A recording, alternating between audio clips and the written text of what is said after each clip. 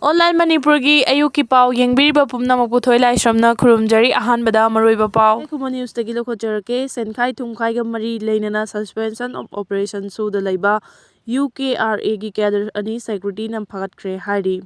Kuki asokpa ibung ipa tarungma isorna chanbiduna thuna faraktuna imalaiba iramdamgidamak sintha pangba ngamba oirasanu ngasi KNB ga apunba yauloi singa lanfamda lan kapna khibagi saktamni Kanglaipa punma kholauge update gi lokhojarke KNB Saido tinshot khongsai ngarang Burma gi lanfamda kuthoknabada maitai lan misingi makhutta sikre mahak Churchandpur thingang phaidagi ni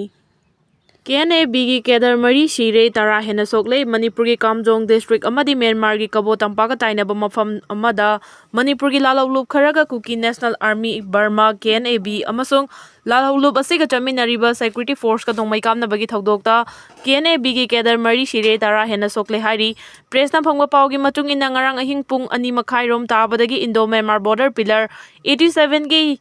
Yangau Pokpi Khul Manakta Manipur gi lalawlup kharagi apunba kangbuga KNB amasung masiga chaminariba security force ka khuthongnaba hauraki nakalani gi marakta khuthongnaba du ngase ayuk fawba chathaki khuthongnaba du da KNB gi kedar mari siraga tara hena so pannangki loinana leikidraba KNB gi kedar singna pairama khulai taresu Manipur gi lalawlup singna phangba ngamle hairi pausina makha taraduna khuthongnaba du da KNB gi asiba masing hengalakpa yai haibaga loinana Kuthongnaba da Manipur gi lalawlup singi maikaidagi so apan kharadi yauki adumokpu khudong thiningai oidre hairi Home Department gi pungkun mari mathau tawgadaba integrated anti-extortion cell hangdokre Manipur Lenga ki Home Department ki makhada pungkun mari mathau tawgadaba dedicated integrated anti-extortion cell ama hangdokre cell asida State Police Central Armed Police Force CRPF amasung Assam Rifles Army gi personnel sing punna mathau tawgani Chief Secretary Prashant Kumar Singhana thadorokpa Gerald amada checkpost asi ngarang January 13 ta Manipur Lenga na hangdokhibani micham miyam da cell gi demand tawba amadi lutpa tawbaga mari lenaba thabak sing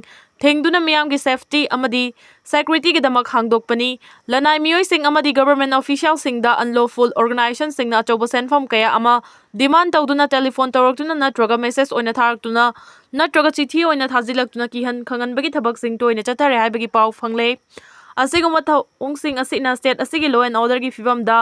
chawna singnaba ama ohele hari maram asina unlawful oiba organization singi maikaidagi cell gi demand tawduna